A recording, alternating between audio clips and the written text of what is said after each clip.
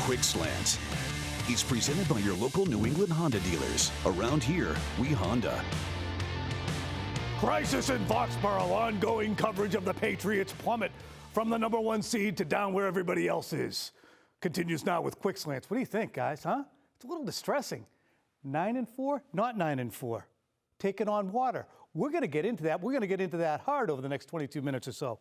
Here's the game plan for today's program. It's presented by Shaw's. They're perfecting the art of fresh. Is there a splinter? Do you have a splinter there? Let's get it out. Kyle Van Noy, he'll join the show. We're going to get to the bottom of things with him. Is there a rookie wall being hit? We have the poll, we have the comments, and we have the mega hot take. But first, as you guys know by now, we also have my slant. Matthew Slater is the Patriots oracle. In 26 years covering this team, I have never met a player more able to articulate the state of the team better than him. When he speaks, you listen. Slater spoke on Monday. I think there's a lot going on. Obviously, when you deal with adversity, you want to make sure that there's no splinter in what you're doing. No splinter in the locker room, no splinter between the players and the coaches. You want to keep your head down and stay as positive as you can and just fight through it. I mean, we have some choices here, right? I think one of the choices is to let this just spiral out of control. And the other choice is to, try to put our feet in the ground, make a stand, and fight. We still have an opportunity to accomplish the things that we set out to accomplish at the beginning of the season, but it's not going to be something that just happens. It's not going to be simple for us. So I hope and believe that we'll handle it the right way and respond with some toughness and some resolve, and we'll see where that gets us. Splinter? I didn't see that coming. I mean, I believe it, and Matthew Slater wouldn't have gone there if it wasn't a possibility, but I really didn't see that coming. I mean, the Patriots beat the hell out of the Bills a few weeks back. They got themselves to 9-4, the number 1 seed. They take a week off, then they lose twice, and now they're coming undone? Come on, put yourselves together. I mean, I just can't get out of my mind that comment Mac Jones made after the Indy game when he said the Patriots were feeling sorry for themselves coming off the bye, and they had a bad week of practice. And they played distracted, like they really weren't into it, at least not the way Indy was. So they lost a winnable game. But then the same thing happened on Sunday. Buffalo's got better players. They've been together longer. They had a very good player playing great in Josh Allen, but they also played harder than the Patriots. They played smarter. I never thought that poise and composure would plague a Patriots team, but for the past 2 weeks it has. So what now? Well, this either goes down like 2018 when the Patriots got right in their last 2 games and went on a playoff run, or they're going to stagger around like 2019 and get beat in Miami and whisked out of the playoffs real quick. We're going to see. The fact is, this is not a bad team. So stop acting like one. Stop it. Stop it. That's simple. They're not a bad team, Tom. They're not. Here's what happened, okay? Earlier in the season, we called this team a Honda Civic. A nice, dependable car. What happened is your Civic was driving down the nice, smooth highway, and what it did was hit a couple potholes. Okay. You got a flat tire. That doesn't mean that you throw out the car in the scrap heap. Fair. You just got to get yourself a jack. All right, can I stick with the car metaphor? Yeah, but let me finish here. All right, fair. I'm gonna let you finish. Get an oil change, get that tire fixed, but you can turn it around here. Of course you can. That's the point I'm coming to. And what I was driving at was that I think this feels like an oil change that they let get overdue. I mean, what do they do? The flatness and the lack of urgency is what's alarming to me, Meg, when we look at the unforced errors and the penalties and good players not making the plays that they kind of did. Do you think at all that they are seeking their own level? I mean, they played so well for 7 weeks, albeit against some teams that weren't as good as them, but do you think they're kind of regressing to the mean? It felt like what happened, it was overdue. It felt like things were going a little too well for this team. I think we all felt that way. But when you look at the rest of the schedule, you have 2 more games in the regular season, and I really see them winning those out. And not just because they're more talented than the last 2 teams left on the schedule, in my opinion, but also because we've seen this team overcome adversity before. So you have that in the locker room. You do. They said forever that they had that 2-4 mentality. They started 2-4. They can get back here. You're right. And we have seen this team overcome it when they were 2-4. But when we start going back to 18 or 19, as I did, it's not the same team. It's just guys in the same uniform. So we are going to learn a lot. We put out a little poll today. Yeah, time now for From the Stands. And Tom, your poll results are brought to you by your New England Ford dealers and Ford Trucks, official truck of the NFL. Yeah, very simple. After winning 7 straight, the Patriots are in a 2-game swoon. Your outlook, dear Slants friends, on how things progress from here. We had 37,000 votes. And they turn it right around, was a 63% winner. The swoon balloons, 37%. So we see where people feel on this, but what's the feedback that the people are given? Well, Patrick says the Jags should help some of the issues, but the Dolphins are looming, and they can't fix the base problems that have been there all season. Like what? I love these. Let's, before we get there. Yeah, they've been there all season, man. Problem? Come on. We were talking fair. about this weeks ago. It's fair to say that, but I mean, like, what is it? It's no high-end talent? I guess that would be one. I don't know. Small problem. Boston Irish says, how about water found its level? They're better than some teams, and some teams are better than them. Fair. It's not wrong. Just play a complete game and don't make mistakes, and you'll be better off and can beat the teams that are better than you.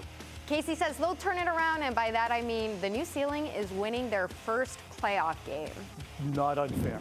Okay, Not but unfair. That raises a fair point. Have your expectations now for this team, they're probably going to make the playoffs. Yep. Have your expectations changed from just a couple weeks ago when we were looking down the bye week? I think that they have changed in that I have now seen in their DNA an ability to not show up, to not be on their details. And that was not the case prior to them playing the Indianapolis Colts.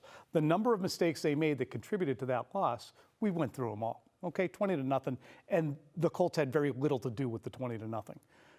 But to do it again against the Bills in some ways with some of your better players, David Andrews and Trent Brown. Look, you can argue how much and how appropriate the flag on David Andrews was, but in 2021, you don't jog 15 yards down the field to belly buck an opponent when there's no looming disaster about to happen.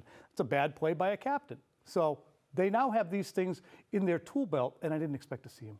It is strange because early in the season, we saw a little bit of these brain farts, for lack of a more elegant term, but we didn't see them against very competitive teams. We saw them play well against Tampa Bay and Dallas, and now when their backs have been up against the wall against teams that are as talented as them, if not more talented, in the case of the Bills the other day, Yep. It just hasn't, the mental focus has not been there, and that has hurt the execution. It's bizarro. There is one game that stands out to me as the best the Patriots can be when they're not at their very best, and that's the Chargers game. And I'll get into that a little bit later on. Kyle Van Noy is coming up after the break, and he's going to go in-depth with us via Zoom on so many of these issues and where the Patriots stand. Stay tuned. Growth Potential, brought to you, as you heard, by Leonard Hair Transplant Associates. Go see Dr. LaPresti. He's going to fix up your hair if you got an issue. And we're going to bring in a guy who doesn't have an issue. Meanwhile, Damian Harris, check it out. His career with the Patriots, he's having a heck of a year. And he had a good game the other day against the Buffalo Bills. And the Patriots in general didn't have their best game. And as a result, they are now 9-6. We're going to bring in our buddy, Kyle Van Noy. And Kyle, thanks for being there. Look, you were saying, I said 1-800-GET-HAIR. You got hair right now. That is not an issue for you. I need a haircut, man. Sorry, you got more pressing issues right now. Now, at the beginning of the program, I played some sound from Matthew Slater, who talked about, look, we got to guard against this team splintering. And I'm like, splinter? Come on, it's not that bad. You guys aren't on the brink of an implosion down there, are you? We have a great opportunity, Tom. Let me tell you, we have a chance to get into the tournament. And at the end of the day, that's what you want. Obviously, you will always want to go for the top spot. You want to be the best team in the league. And that's still our goal. And we still have that opportunity. We just got to get in that tournament. And we got to do whatever we can to get in here. We got to bring that juice this week. You got to bring this juice. Everybody needs to go get their Dunkin' Donuts this week. Everybody needs to go get that Boston cream. And let's go. We got to go. Hey, in 2018, I remember these conversations well. Team was 9-6 then, I believe, if I'm not mistaken. Might have been 9-5. Be that as it may, you had an opportunity that year in the last 2 games to get going on the right track. You had the Bills, you had the Jets. Took care of business against both of them, and you know how that season turned out. Could this team in these final 2 weeks find that same kind of toehold, same kind of footing? You know, I don't want to go back to the past like you do. That's your job. It is. My job is to focus. My job is honestly to focus on being the best player I can be.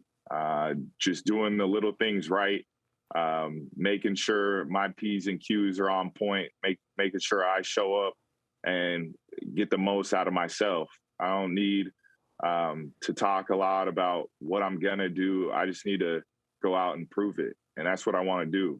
I want to be able to take care of my business and, you know, be a person that everybody leans on and looks over and say, man, that, you know, I'm feeling that. And I hope it just gets contagious. I hope everyone has that same attitude and opportunity, knowing that what we have in front of us, and, you know, we have Jacksonville and it's at home. Mm-hmm. And we want to give our fans a show for the last showdown of the season. They deserve it. Kyle, I have an inkling as to how you're going to answer this question, but I'm going to pose it. Okay, go ahead. I watched these games, these last two games, and I say, that's not them. That's not the team that I've watched for the first 11 or so weeks, 12 or so weeks. That's not what the Patriots are about. What's your reaction to that? I mean, you're right. It is what it is. We didn't come out the way we wanted to. It's clear as day, but you know what's crazy is we had an opportunity in both those games, and that's what's not encouraging. Well, it is encouraging because we didn't give up. You know, mm-hmm. You have a group of guys that really lean on each other and care about each other, because you easily could have mailed it in, right? Mm-hmm. But guys want to keep working, they want to keep at it, and that's the attitude we got to have. But we got to have more, though. You know what I mean? That's not enough, clearly. And we just got to keep it going. We got to buckle down. We got 2 games left, and we got to go. When you talked about a 2-4 mentality earlier in the year, you guys absolutely exhibited a level of urgency that seemed to seep through the whole team. Next thing I knew, Christian Barmore was mentioning it. Other guys are mentioning it. Has the mentality been the same in the last couple of weeks in terms of urgency and, hey, let's get moving? You know, I'm gonna go with my awesome answer of Pat's Nation answer is we got to have urgency this week and focus on this week only. I'm not really worried about the last 2 weeks. It is what it is, but we're here with a great opportunity with Jacksonville, and I cannot wait to get back on the field. Obviously, I have a sour taste in my mouth. I want to play better. I want our team to play better, and I want to win. And I'm excited for this challenge. Jacksonville, obviously, their record is what it is, but they're a competitive team. They almost won the game last week. They had an opportunity to win the game, and they're going to make it as competitive as they can get. And they're really good. They got a young quarterback that's slinging that thing. They got an O-line and a defense led by Miles Jack. So, I mean, they're going to try to come in and get us out of the playoffs. Mm-hmm. And we got to have that. We got to have that mindset that we got to go take the playoffs. This is a playoff game for us. We got to go play to it. See, I had a Josh Allen question, and I was going to ask it, and then I'm like, you know, it's my guy. He's kind of trying to turn the page here. So I'm going to be swimming against the tide if I ask it. Should I skip it? Okay.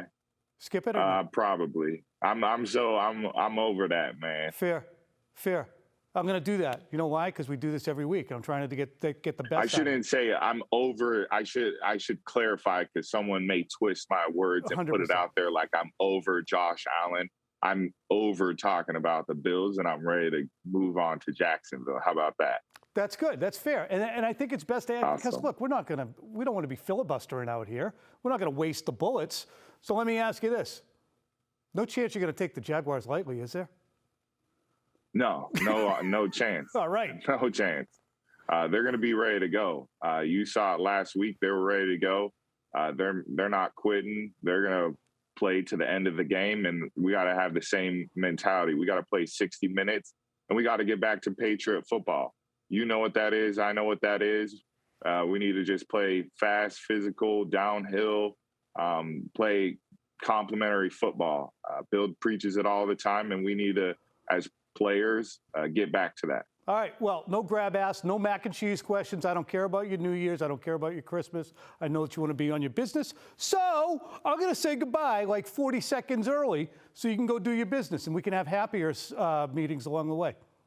But I am going to say happy. Awesome. I hope everybody had a wonderful Christmas, holidays, Happy New Year. I love everybody. Honestly, go get your Dunkin' Donuts. Go get your Boston cream, and let's go this week. See you at the game. All right, but you know $3,000 a year, that's how much I spend at Dunkin' Donuts? $3,000 a year. We audited it. Got to cut that crap out. Have a great week. Good luck on Sunday. Coming up after the break, you get the mega hot take. We'll talk a little bit Mac. We'll talk a little bit of Mick Daniels. Stay tuned. Mega hot take. Let's talk about taunting. Let's talk about taunting. Because for the first time this season, it impacted your Patriots. To be clear, David Andrews broke the taunting rule in Sunday's game when he got into a Buffalo player's face. I don't take issue with that call. I take issue with the rule because here's the deal. It's half-baked and highly subjective. It gives referees the power to come down on Andrews in Sunday's game, but let a veteran quarterback, who shall not be named, run to an opposing team's sideline and yell obscenities at them.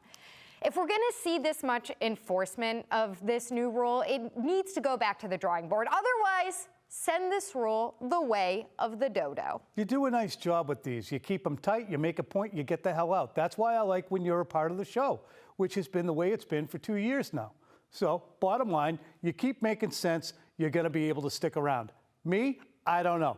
Time now for Quickfire. Time now for Quickfire, presented by your local New England Honda dealers, featuring the rugged all-wheel drive Pilot, because around here we Honda. I think you're going to be sticking around here. Now, we do have a question about Mac Jones. Is he hitting the dreaded rookie wall? We posed that to Josh McDaniels from the media. He's doing fine. No concern on that. You know, each rookie kind of handles that differently. There's always a stretch during the course of the middle of the season that's a little bit new to him. It's always a process. I think he's done a really good job of it. We continue to try to talk about that to all our guys, but I'm not concerned about that. He's ready to go. He wants to try to finish the season strong. You know, in 6 months, 12 months, 18 months, 2 years down the road, we're going to hear from Mac Jones where he's going to let his guard down and say, I was exhausted by the time December came. He can't help but be exhausted. Happy New Year, by the way. I keep catching myself in the monitor. It looks absurd. But I had mine on backwards. He won a national championship at Alabama. Then he had to prepare for the draft. He had to win the job away from a terrific player. He had to be waterboarded with the Patriots offense. He's gone through an arduous season. He's faced off against the greatest quarterback of all time. He's had the pressure on him that he's had on him. He's exhausted. Yeah, he's hit the wall. Look, when you got your Mac up to the wall, you got no choice but to push through. There's nowhere to go but forward. However, other members of your staff may have somewhere else to go. Josh McDaniels, what will it take for him to leave for a head coaching job? Because it doesn't look like he's going to be going down south to Jacksonville, according to the latest report. Yeah, what'll it take is simply this.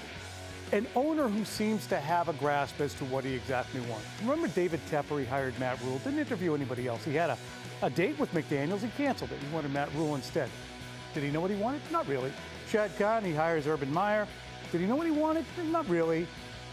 Maras in New York, they hired Joe Judge to keep him away from Mississippi State. They know what they wanted? On and on and on it goes. So even though Josh McDaniels doesn't have any guarantee that he's going to be the Patriots' next head coach, he's got a quarterback in place, and that makes a huge difference to him. He's got a coach that he gets along great with. He's got ownership that he believes in and trusts. And he makes pretty decent money. I was going to say, here. He's got also a pretty fat paycheck for the job that he's doing. It's going to take some convincing to dislodge Josh McDaniels. Let's move on to silver linings. Despite the two atrocious losses that we're discussing, Pats still have a 94% chance to make the playoffs, 98% if they beat the Jags this weekend. So you're fine. You're in a pretty good place. I know you coughed up. You're stuck now looking at the wild card race, but you're in a good place. Can everybody calm down a little bit? We're all in a good place. The Patriots are in a good place. You know, as Kyle Van Noy said, it's all right in front of them. But interestingly, it's all right in front of the Miami Dolphins, too. Now, the Patriots, as you saw the numbers there, they win at Jacksonville. Business will be sealed up before they necessarily go and see the Miami Dolphins, but it's going to be an important game for seeding. Miami can still get in if they beat the Patriots, so that's going to be a playoff game within a regular season game. This season is too long, too. That's not one of our quick-fire topics, but it's too long. Well, Miami is on that 7-game winning streak, so maybe just got to throw a few potholes their way. Rubber match. After losing to the Bills, it looks like they are not far down the line. According to Seth Walder, the most likely wild card round matchups per FPI, Patriots-Bills at 49%. And you can look down the list at the rest of them, but that's the one that we're really focused on. Yeah, and FPI, of course, is friggin' possible intense matchups. Like we use things like FPI. I don't know what that means. However, it'll be interesting to see what the rubber match will bring, because the Patriots got their chest stomped on the way the Bills got their chest stomped on. Both teams, toward the end of the game, were much more competitive than the night would have indicated. The previous 45 minutes would have indicated. I mean, would we be talking differently right now, Meg? Had there been a pick by J.C. Jackson, the Patriots went ahead in that game and won it? Would we be saying everything's fine? I don't know if we'd be saying everything's fine, because your quarterback did go out and have a bad day for him. But I do think that the Patriots, the way they're constructed, you need players like J.C. Jackson to make those plays on defense to get the ball back for the opportunities. That's just the construction of the team. Yeah. Tom, I'm sorry. I think I wasn't on my best game today because this show kind of blew. I'll tell you, it's a laugh a minute here. We have a good time. We have a lot of laughs. Hey, Happy New Year, everybody. Enjoy Sunday's game. We'll see you the rest of the week. What's your resolution? Mind your own business.